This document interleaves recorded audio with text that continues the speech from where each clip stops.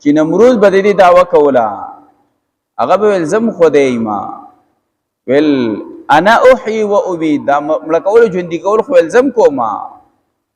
نو درې وسی پاره سورتي بقره کې الته کې چې واقع ذکر شوی دا د دې مکالمه رااله نو دوی چې دا مړي خزم کولې شمه هغه ته پوسو کو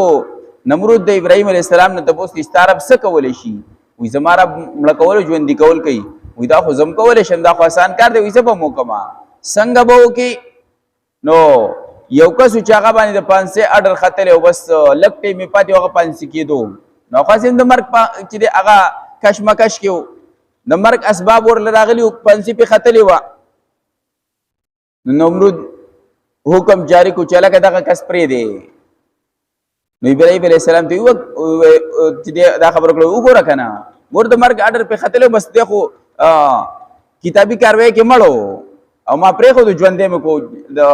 مرګ نه مې بچ کو نو ژوندې مې کو او یو عام کثیرونی چې اس جرم په نو هغه 500 کو وګوره وې دا مې چې دی روغ کثیرونو مړ کو دا مړ کول ژوندې کول خو الزم کولې شمه نو چې ابراهيم عليه السلام ته پته چې دا خو اوس بیوقوف دی دله به اوس عقلي چې د هغه جواب ورکړي اوس دی په نقلي دلیل باندې نه پوهېږي نو دله به اوس عقلي دلیل چې د هغه مخامخ د عقلي دلیل به ورکړي نو ابراهيم عليه السلام ورته فرمایل زما رب هغه دی چې د انور د مشرق نه راخېږي مغرب ته کوزي ولته د مغرب نه راوخېږي د مشرق ته چې دی کوز کا نو فبهت الذي كفر